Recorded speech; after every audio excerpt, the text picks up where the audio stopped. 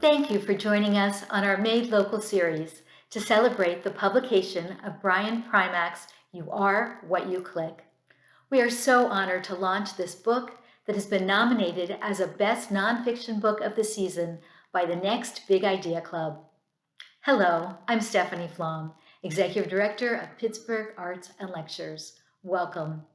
Made Local is presented in partnership with the Carnegie Library of Pittsburgh. Thank you to the library and to White Whale Bookstore, where you can purchase copies of Brian's book. Where to begin on Brian Primack's illustrious bio? Brian is currently the Dean of the College of Education and Health Professions at the University of Arkansas, where he also serves as an endowed chair in educational innovations and professor of public health and medicine. We first met on the 36th floor of the University of Pittsburgh's Cathedral of Learning in his role as Dean of the Honors College.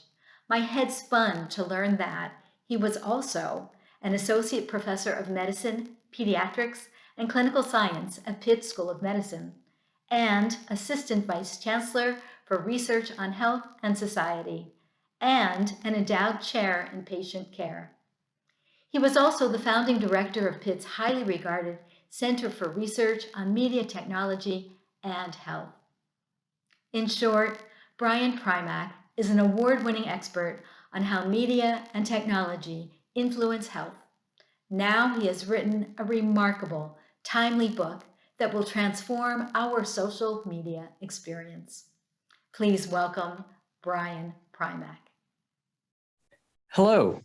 It's good to be with you, and it's especially good to be with a crowd, an organization based in Pittsburgh, where I spent 20 wonderful years from 1999 to 2019. I moved to Pittsburgh to do my family practice residency at UPMC St. Margaret Hospital. When I finished, I joined the faculty of the Pitt Medical School, both seeing patients and teaching students. Medical students, but also other students at Pitt, including undergraduates and public health students. I also started to think about some scholarly work I might like to do. I didn't have a lot of prior training in research, but I was really interested in the influence of media on youth. Where did that idea come from? Well, it came from the fact that I had had a whole career in education before going into medicine. I had taught junior high school math and phys ed in West Africa. I had gotten a master's degree focusing on education and human development. And I had been a dean of students at a creative summer program that aimed to instill a love of learning in youth.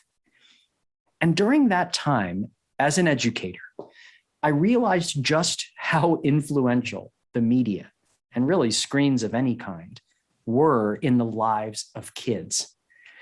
So after my medical training, I decided to combine my interest in kids' minds and development with health by researching links between media and health, both physical and mental health. I had a wonderful multidisciplinary team that helped conduct this research. And it was because of their talent and character that we were able to produce a body of work that has now been cited over 10,000 times in the health literature. So before going on any more, I'll just say that there would be no research and certainly no book without people like Mary Carroll, Karhai Chu, Jason Kolditz, Cesar Escobar Vieira, Beth Hoffman, Ariel Shenza, Jamie Sidani, and Michelle Woods. So many thanks to all of those folks. But then something happened that catalyzed the book, and you all know about that because it was the Tree of Life shooting on October 27th, 2018. I was a member of Dor Hadash, which was one of the three congregations that met inside the building. My family and I very well may have been there that morning if we had not had guests in from out of town from Maryland. My wife and daughter had been at that same service the week before. Now, I won't go into details about the events because you know those all too well. But the link to the book is that As a researcher in the area of media and health, I thought a lot about the relationship between our media culture and these events. For example, it quickly became clear from news reports that the shooter had leveraged a particular social media platform called gab.com to gain support and encouragement for his anti-Semitic views and violent tendencies. The last thing he did before beginning his rampage was to send a message to his followers on the platform saying, "I'm going in." Of course, we will never know what this person would have done if he hadn't had support from people on that platform. But an argument can be made that his experiences on social media may have facilitated the incident. On the other hand, as the community navigated the grief, and you all remember that, social media became a major avenue for healing. Resources and support poured in from thousands of people all over the world. The sharing of information over social media led to tremendous generosity and healing. For example, within days, the Muslim community raised enough funds to pay for all 11 funerals. My family and other members of our congregation received beautiful, heartfelt messages from people we hadn't spoken with in years and from other people we didn't even know from across the globe. Would this compassion have been transmitted to this same extent without social media?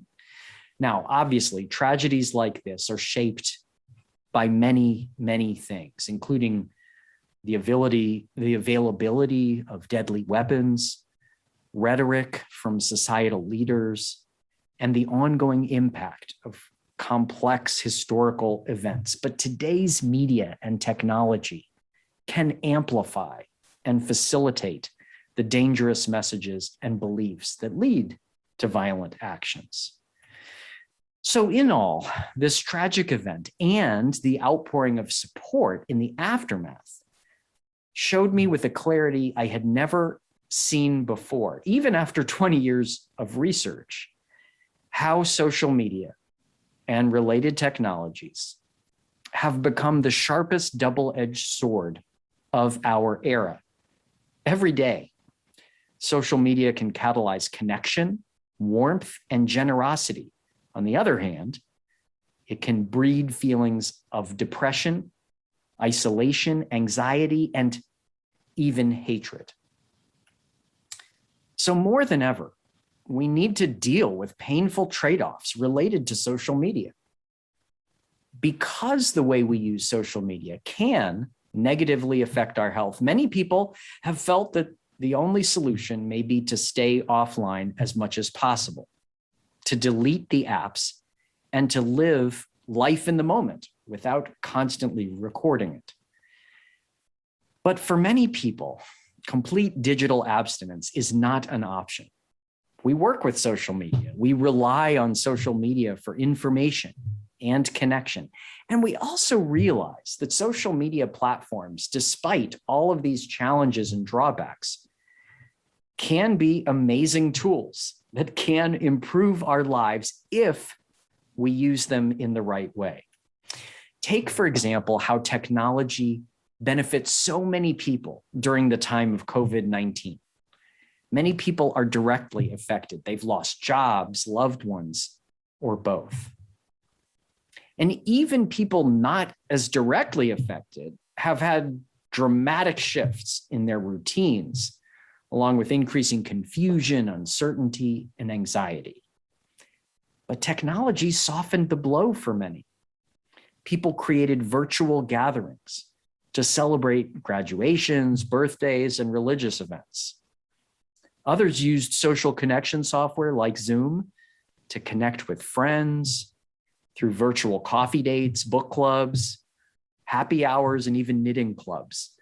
So despite the many restrictions people faced during the global pandemic, technology enabled to continue their jobs, educational pursuits, and other passions. But how? Do we balance the challenges of technology with the benefits? And that's where the book comes in.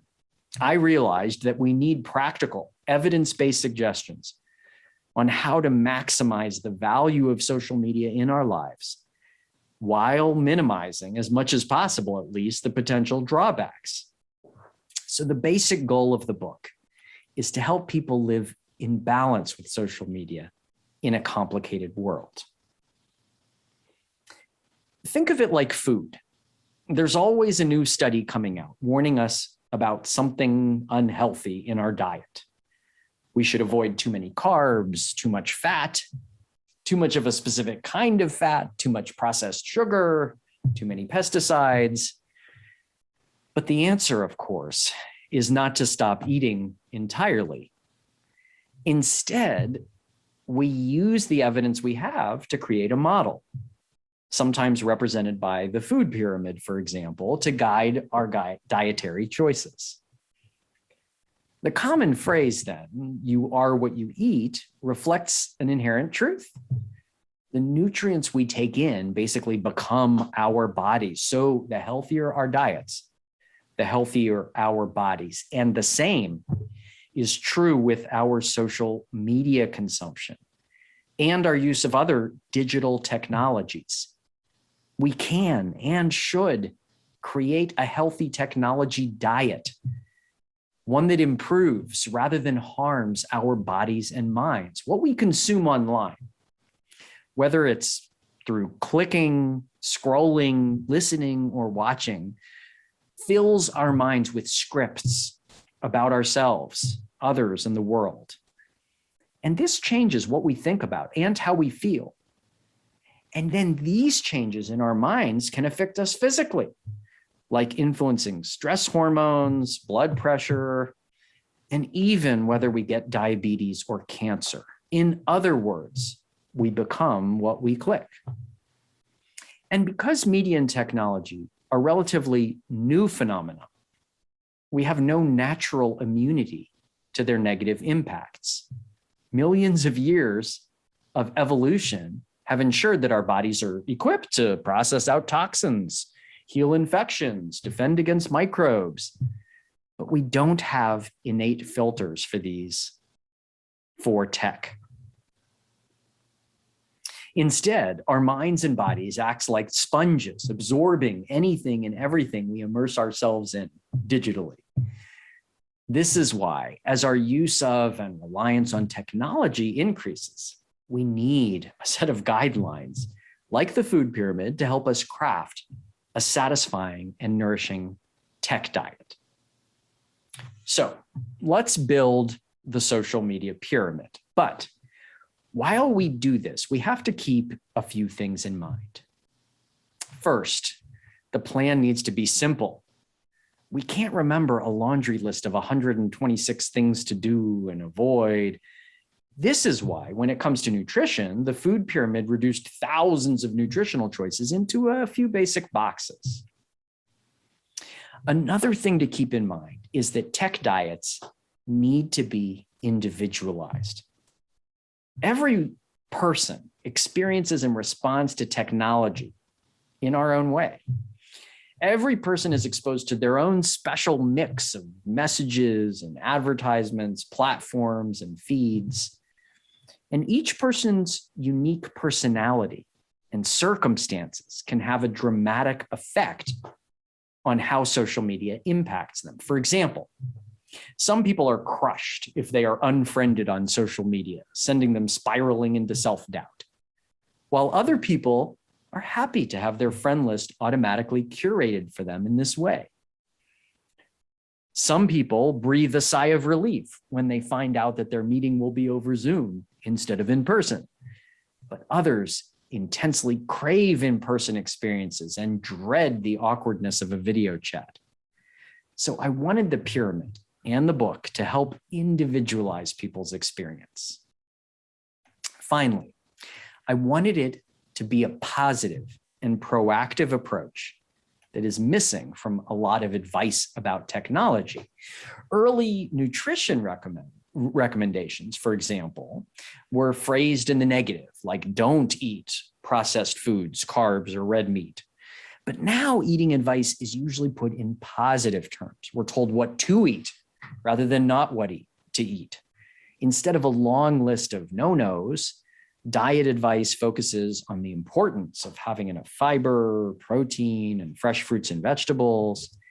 And this is important because behavioral scientists know that people are more likely to follow suggestions that are positively framed. Same with social media. Instead of feeling shame and guilt over social media use, we should try to increase empowerment and positivity. Of course, any technology can be misused, but I wanted this pyramid to focus on tools to help digital tech work for you and not against you. So keeping in mind these things, I ended up with just 3 vertical levels of the social media pyramid. Be selective, be positive, and be creative. The book fleshes out exactly what these things mean, but let me give some examples. So the first level is be selective. But being selective is very different from cutting things out. It's about proactively making good choices and actively picking the social media you do want rather than focusing on what to avoid.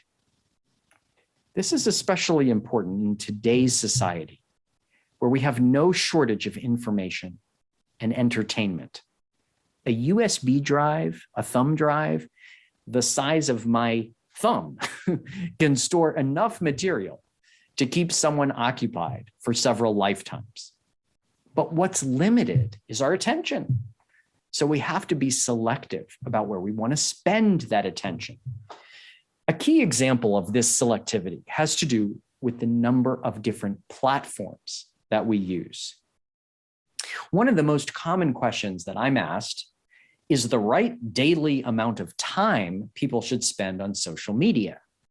Well, when I respond by asking them how many different platforms they use, they look at me like I have 3 heads. Why should the number of platforms matter? 2 hours is 2 hours, right? Well, as it turns out, on social media, 2 does not necessarily equal 2. So let's say you and I both use social media about 2 hours a day. And we do the same kinds of things on social media, and we're matched in every other way. In fact, the only thing different between us is that you divide your 2 hours a day among 2 different platforms, but I divide my same 2 hours among 7 different platforms. You focus all your energy on Facebook and Reddit, for example. I might use those, but I also dabble in Twitter, Instagram, and a few others to try to be maximally connected. Will this one difference be related to the risk of feeling depressed, anxious, or lonely? Well, in the book, I describe the study we did in a national sample of people to figure this out. And we found out that even when you control for the total time on social media, compared with you who only uses 2 platforms, I, dividing my time into 7 different platforms, am about 3 times as likely to be depressed, anxious, and lonely. Now, this surprised people who thought that more platforms might present more opportunity to find support and camaraderie, or to feel more with it regarding all the stuff that is happening in the world. But you can also see why focusing on a couple of platforms might be healthier. After all, each platform represents its own idiosyncratic world. If you're focusing your attention on just 2, maybe you can get to know them better. Maybe you're more comfortable and less likely to make some sort of a gaffe.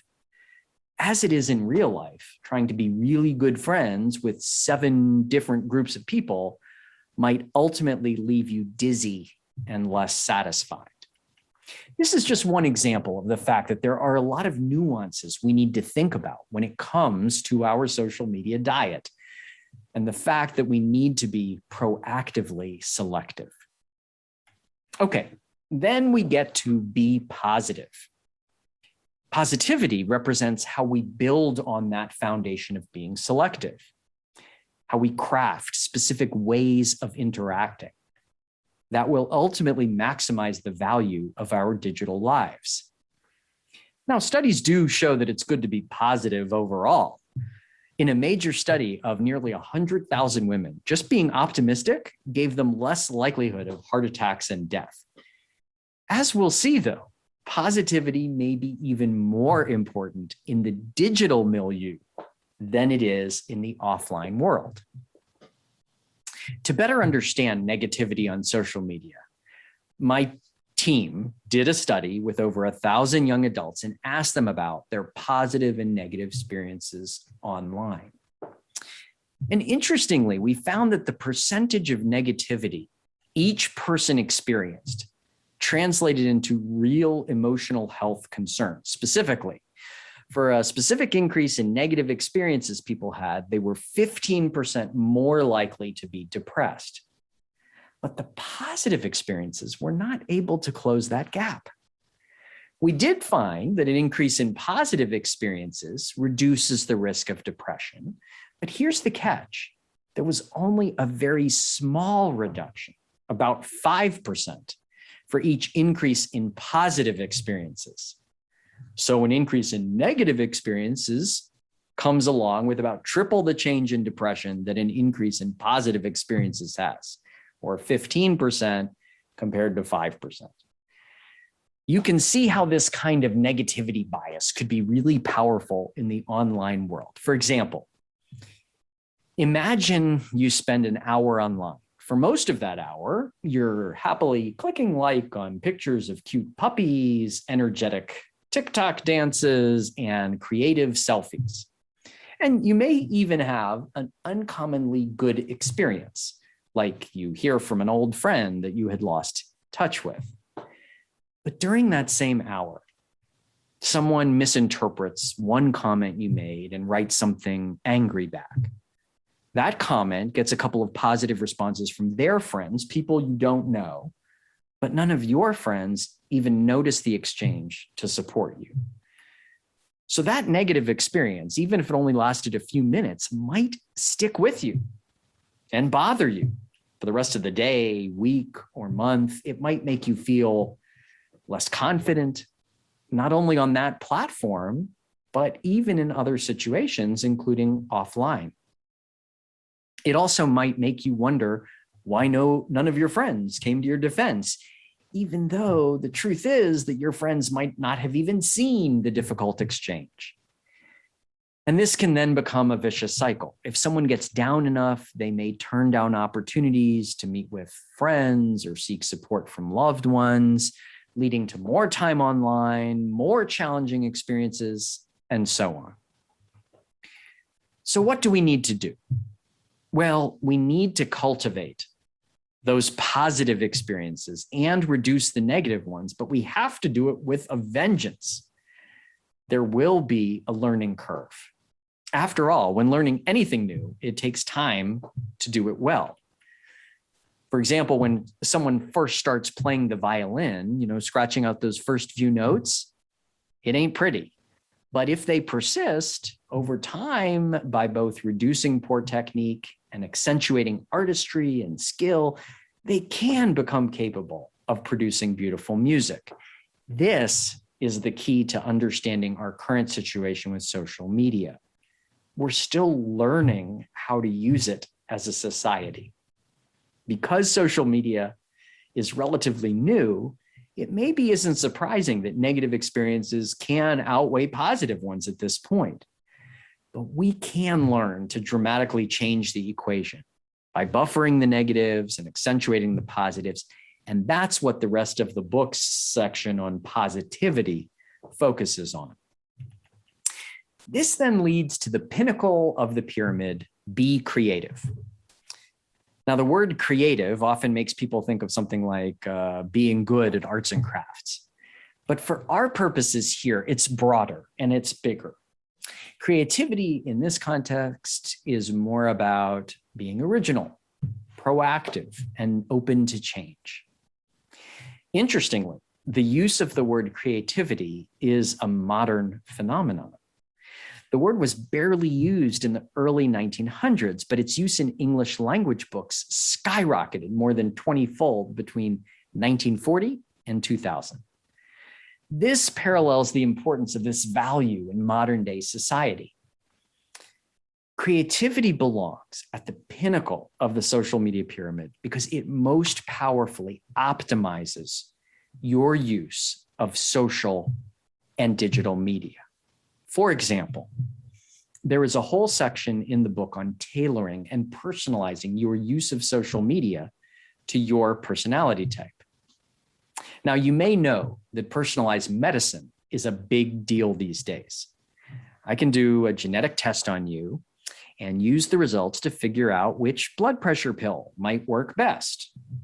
If someone has a cancer, we can test its genetics and figure out exactly the right cocktail of medicines that's most likely to kill the cancer without hurting the patient. But what about social media? Well, actually, there may be a surprisingly easy way to know about your personal risks of using social media, and that is personality testing. In the book, I include a personality test that tells you things like whether you're more extroverted or introverted. So, why is that useful? Well, in our research, we use tests like these to look at the relationships between social media use and mental health issues in people with different personalities, and the results were very interesting. Take, for example, the personality trait of conscientiousness, which is usually defined as being more organized or reliable. Now, people who are not conscientious aren't bad people. They just might be a little more disorganized or lax. Well, we found that among people who tested high in conscientiousness, there was no relationship between using more social media and loneliness. In that group, using more social media group did not go along with an increase in loneliness. But this was not the case for people who were low in conscientiousness or lazier. For them, there was a dramatic relationship such that those who used the least, compared with those who used the least social media, people who used the most were more than 3 times as likely to feel lonely. Now, why might this be? One reason might be related to social media mistakes or fails, as they are called. When businesses make mistakes on Twitter, they can lose millions. And individuals' users' fails can lead them to losing jobs, friends, romantic relationships, and definitely dignity. So we can all use a little extra conscientiousness before we hit the post button.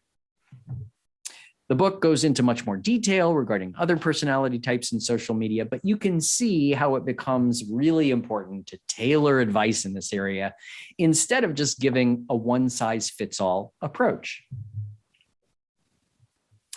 Another example of creativity involves taking charge of social media notifications, all those ways that social media keeps you on a leash. So to explain more about this, I'd like to reference a story that Kurt Vonnegut published in 1961 called Harrison Bergeron. Now, it's set in a dystopian future United States where citizens are not allowed to be more athletic, attractive, or smart than other people. Now, how do you get this equality? Well, you achieve it by introducing what were called handicaps.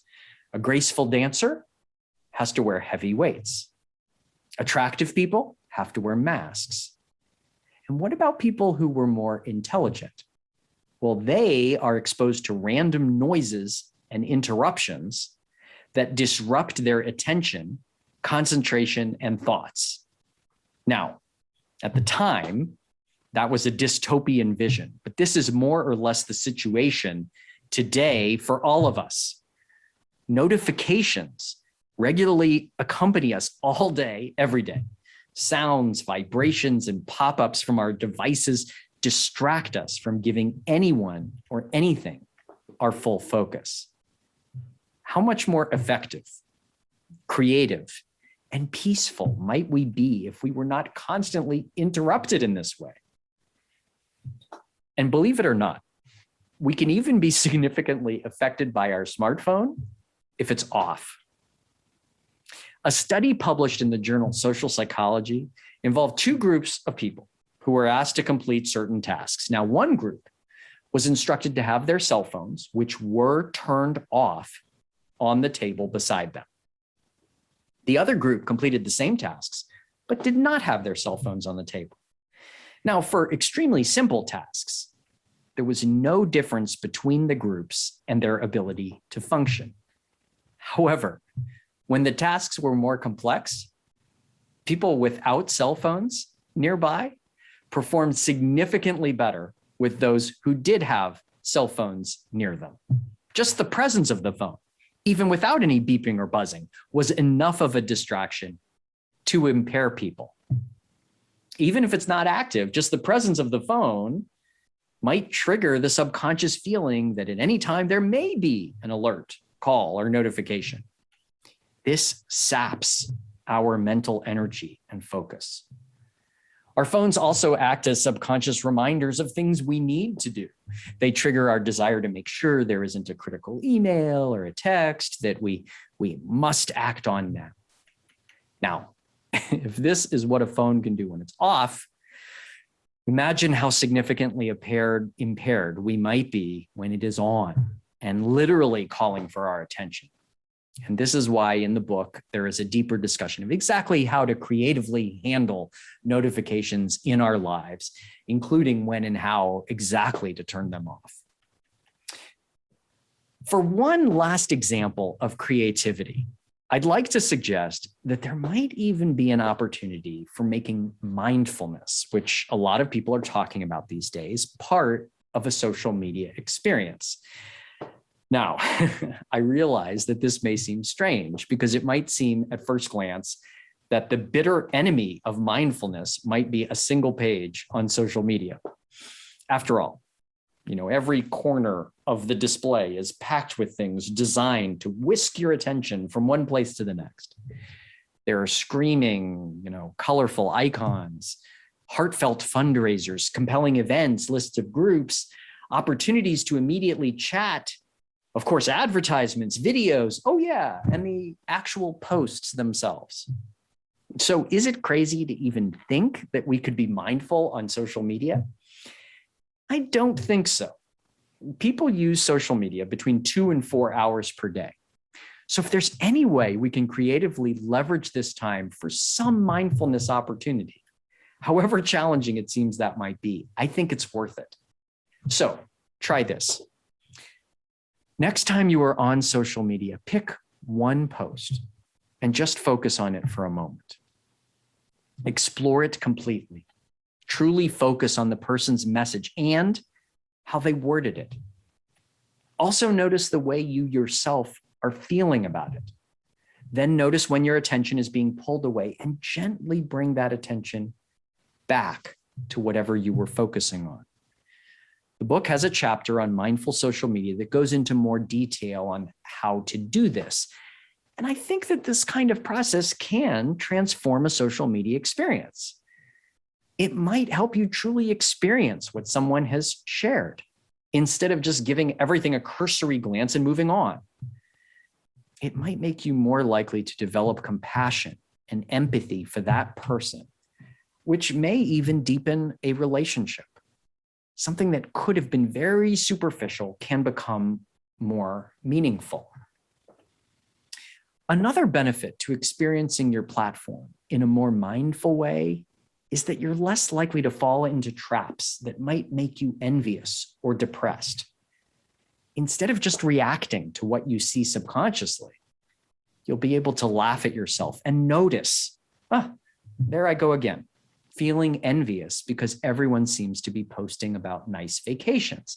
Then you'll be able to remind yourself, of course it seems like everyone is posting about vacations because that's what I post as well.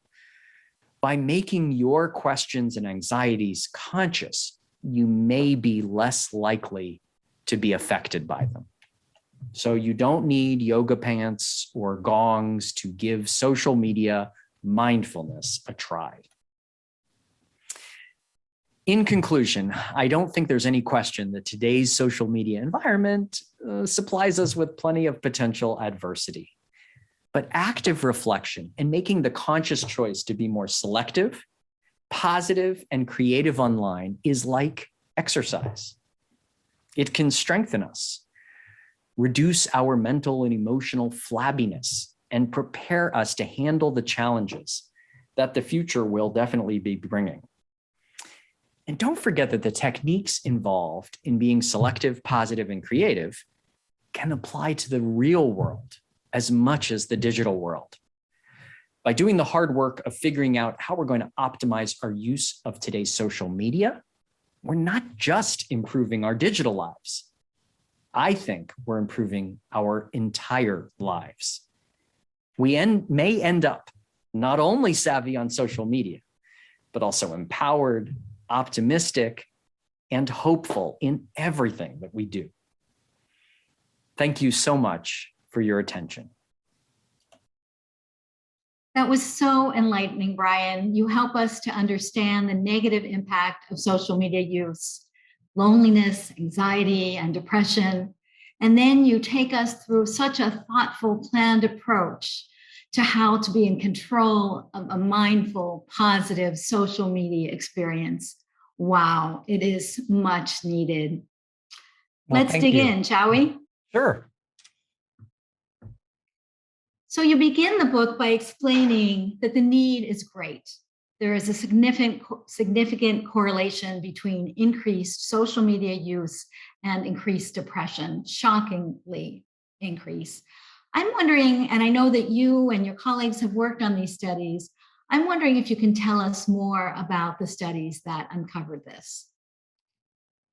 Absolutely, because I think that's very important. I mean, there's been a lot of speculation on both sides about social media and is it potentially helpful? Does it help us access more resources that help us deal with challenges like depression? Or is it related to it in some way? And so I completely agree with you that it's important to look at the research very hard and make sure that it's solid research. And so I'll say it in two chunks. The first chunk is that a lot of the initial research that we did was cross-sectional. It just found that people who use more social media were more likely to be, say, depressed. They were even more likely to be anxious. They were more likely to be socially isolated. However, that doesn't really answer the question for you, does it? It just says that these two things are correlated. And so that doesn't say anything about causality. It doesn't say whether social media are actually causing people to be depressed, or just as likely, maybe depressed people are turning to more social media because they don't feel like going out or doing something that's maybe a little bit more traditionally in person.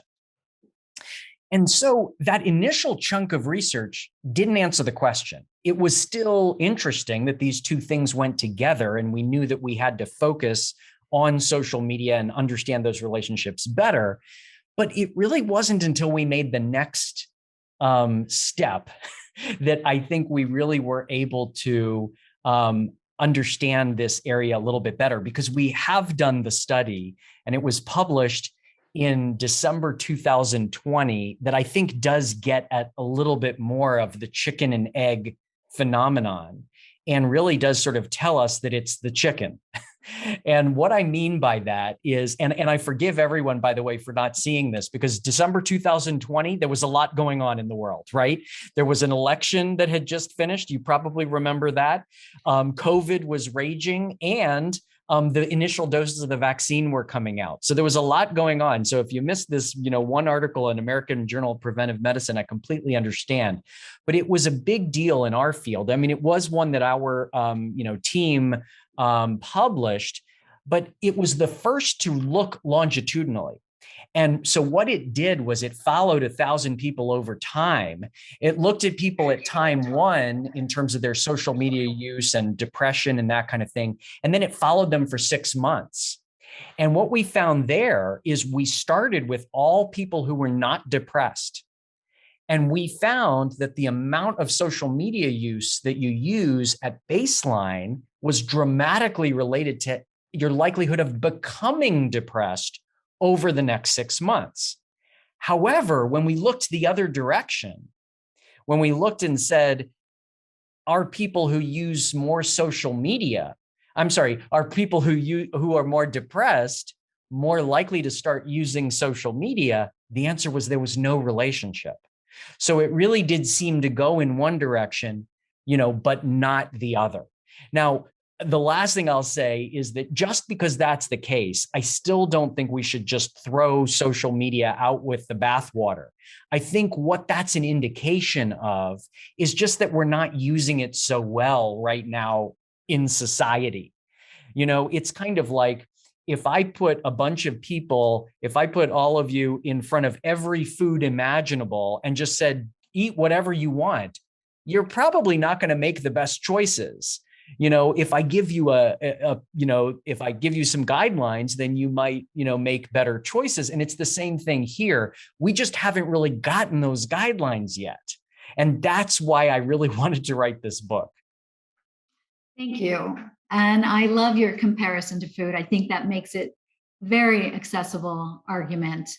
And you compare social media, you use the word social-like experiences, crediting the way Michael Pollan called chips and cereal and soda food-like substances. So we've learned how the body responds to food-like substances, not so well, as you said. Can you talk about the brain's response to getting, say, a thumbs up on social media compared to a sincere in-person compliment? Don't they both make us feel good? Yeah, no, it's a great question. And I think that yes, they do to a certain extent, but not the full way there. It's sort of like you could certainly get exercise by standing in front of a machine and sort of pretending that you're skiing, and it gives you a certain amount of exercise. But does that give you the same exercise as if you were actually skiing? Not really. When it comes to something like food-like substances, Michael Pollan in that book, he says, well, there's apples, and we evolved to want apples because they have vitamins. And so we have this sweet tooth so that we would go to the trouble of reaching the apple and getting the vitamins and getting the fiber and that kind of things. But now we're able to sort of condense all of that into a Applejack, into a cereal, a sugar cereal that does keep you fed, will give you calories, and will, keep your brain working, but won't necessarily give you the fiber and the other things. So what I would say is that thumbs up, it does give a certain amount of positive reinforcement, but it doesn't carry the full package.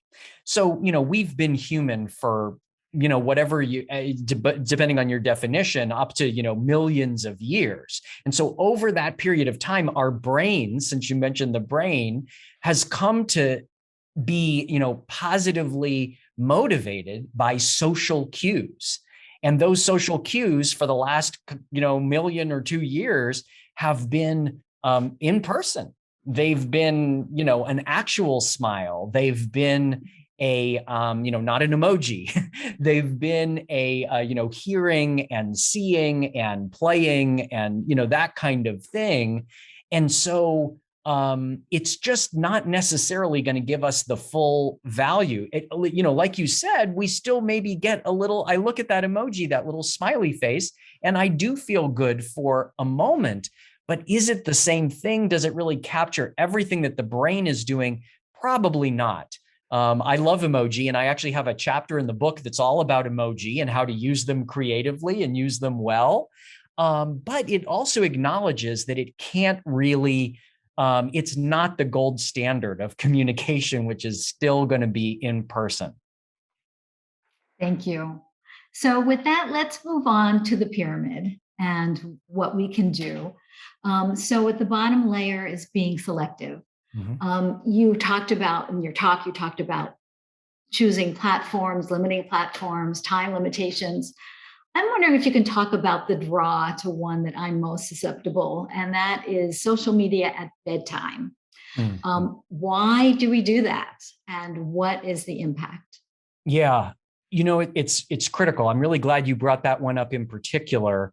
Our team was joined by a University of Pittsburgh expert on sleep, Jessica Levinson, for these studies. And I'm very proud of these studies because I think they really help us get at what we're looking for, which is evidence-based, but also very practical advice. So what we found was that initially we had two major studies in this area. Initially, what we found was that regardless of when you used social media, whether it was during the day or whether it was in the evening before going to bed, the amount of social media that you used was related to worse sleep, even if it was just during the day.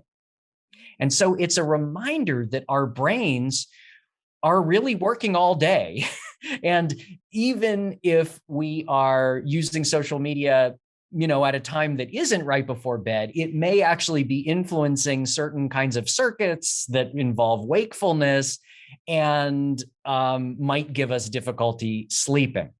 However, the second study, again led by Dr. Levinson, but mentored by me and my team, we looked at we looked at separately the amount of social media that you use during the day and also in the last 30 minutes before bedtime. And what we found is that the last 30 minutes before bedtime are extremely influential. Now, they both were important, the total amount during the day and 30 minutes before bedtime, but the 30 minutes before bedtime was just as important. And so what this becomes is a really good segue to a really practical piece of advice, which is, yes, think about it all day, as we've been talking about, and being selective in many other ways. But that last 30 minutes before bedtime is particularly critical. So if you can't go cold turkey during the day for various reasons, at least try to limit during those 30 minutes. And we don't know exactly what's going on in the brain related to that, but there are some theories. So one theory is that it might just have to do with the kind of light that the device emits. Devices generally emit blue light on the blue end of the spectrum, and we were evolved to see blue light as wake up. And so it activates certain things in our brain, the pineal gland, to secrete substances that tell us, hey, it's time to wake up, because sunsets are more on the blue end of the spectrum, sunrises are on the blue end of the spectrum, whereas sunsets are more on the red-orange end of the spectrum. And so that is, one thing. Now, the problem there is that a lot of social media companies have responded by saying, well, we'll just change the display in the evening to be a little bit more red orange, and that has not really helped.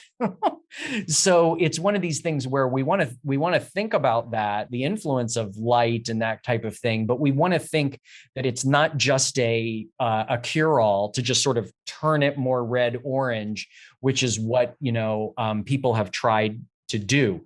Another possibility is that it just kind of gets our mind worrying about various things right before bedtime, which we know is not the best idea.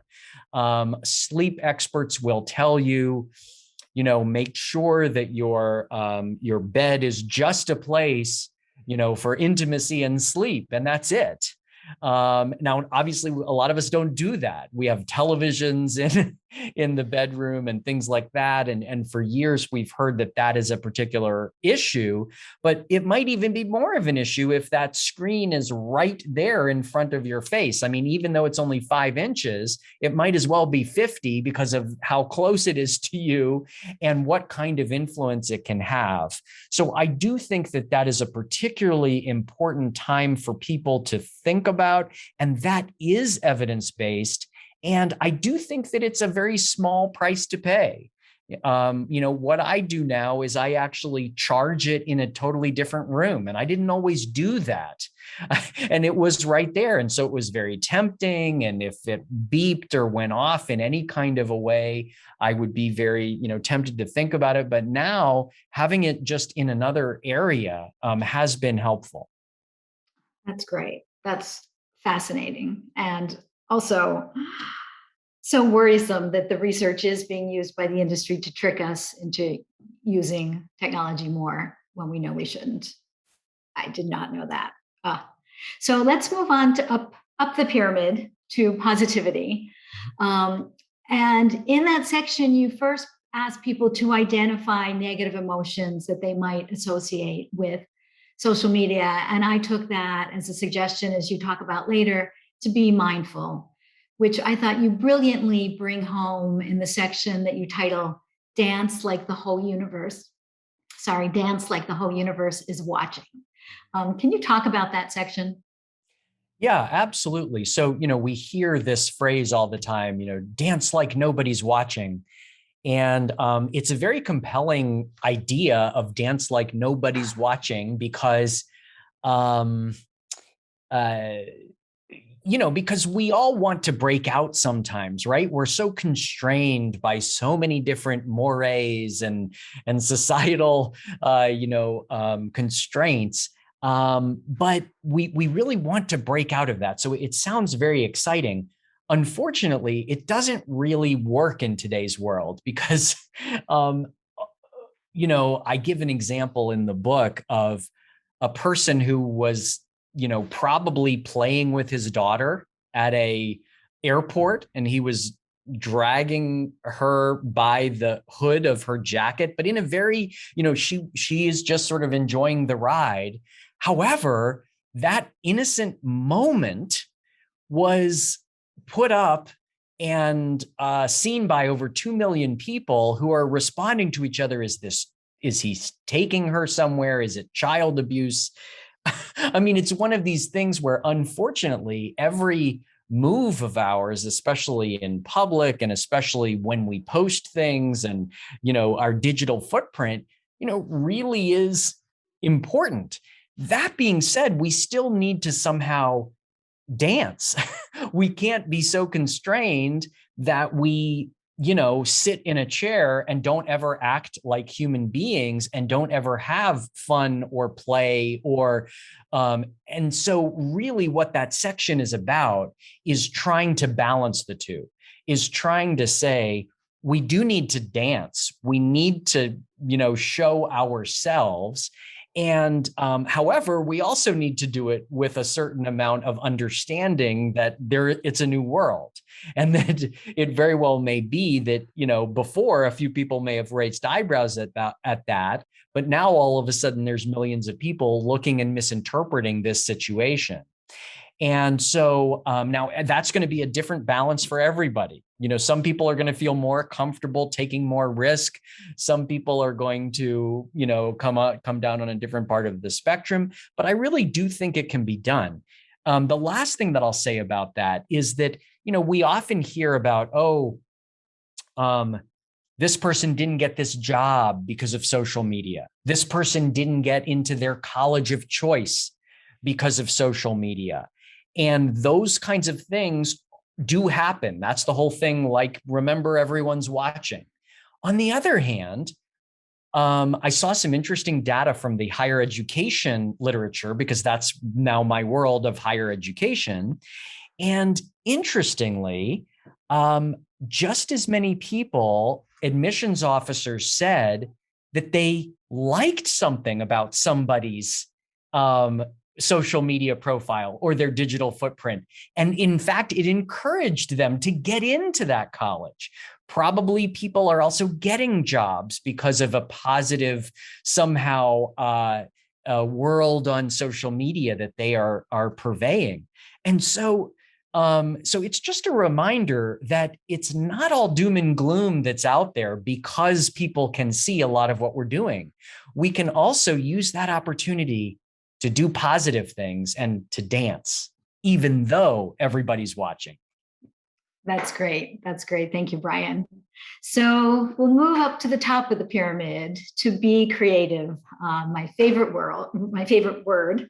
Um, so the way I see it here is where you really give us the hard work, the challenging work to take the deep dive into understanding our personality, our habits, and making a thoughtful, mindful plan. So, as a researcher, how do you envision individuals and communities using this methodology? How will you or have you measured its success? Mm-hmm. Well, again, it's a great question. And unfortunately, I'm going to have to be a little disappointing and say that this is something that is left for us to do. We need to do more implementation and measurement of ideas like be creative. And I cannot, in good conscience tell you, oh, yes, we figured that out, because we haven't. In this book, for example, I have that chapter proposing this whole idea of, can we use mindfulness while we're on social media?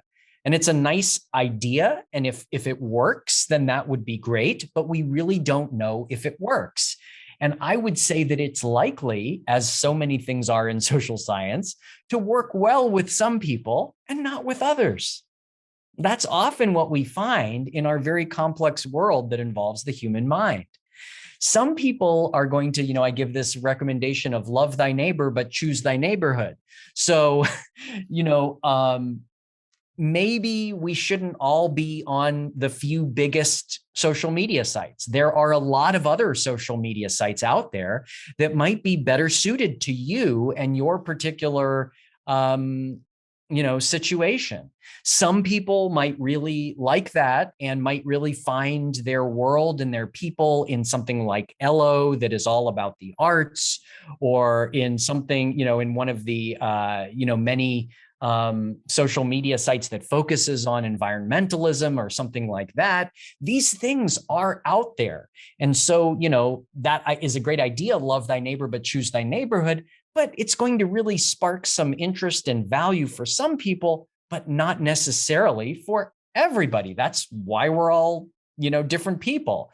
And then, of course, I have, 5 chapters about personality and how your different personality characters. There's actually a quiz in the book where you can, sort of do this very quick personality assessment. And then based on that, when you read those 5 very brief chapters, you can sort of say, ooh, how is this tendency related to how I might, use social media, or how I might think about a loved one's use of social media, slightly differently. And, but again, we don't really have data that say, if you do X, Y, and Z, you have a 30% chance of, not having as much depression in the next 6 months or something like that. The implementation of guidelines like these and following them over time and honing them over the time, that's going to have to be something that we're going to be working on in the future. Fair enough. That is a great answer. That yes, we don't have the data yet, but you're working toward that. So, mm-hmm. And you've given us such great recommendations and food for thought, and like you said, nuts and bolts strategies. So, in closing, Brian, what is your hope in writing this book and the impact that it can have? My hope is to start the discussion. And that's all. I mean, there had to be an initial food pyramid for then people to say, maybe it shouldn't be shaped like a pyramid. Maybe it should be shaped this way. New findings are going to come out and say, well, we should wiggle it this way a little bit more, or that section should be even bigger than we think. I mean, right now it's just 3 levels, be selective, sorry, be positive, be creative. But maybe we add things, maybe we change things, maybe we change the, how things are portrayed. It's really just to start the discussion, like we talked about in this Q&A session. Right now, we're just at a little bit of the Wild West. It's kind of like that time before the food pyramid when people just said, oh my gosh, there's all this stuff out. there, and I'm just going to sort of eat whatever it is that I want. And then all of a sudden we start getting these studies about, oh my gosh, too many carbs, we have this problem, too many fats, we have this problem, too many pesticides, we have this problem, too much sugar, we have this problem. So then we needed those guidelines. We're a little bit in that Wild West area with regard to social media. People are just using kind of whatever platforms they see. They're, encountering a lot of challenges. And I think that I just want to start the discussion about, okay, what are all of the relevant things that have been published? What are some, just given that, some ideas that might help people, make sure that social media really work for them and not the other way around?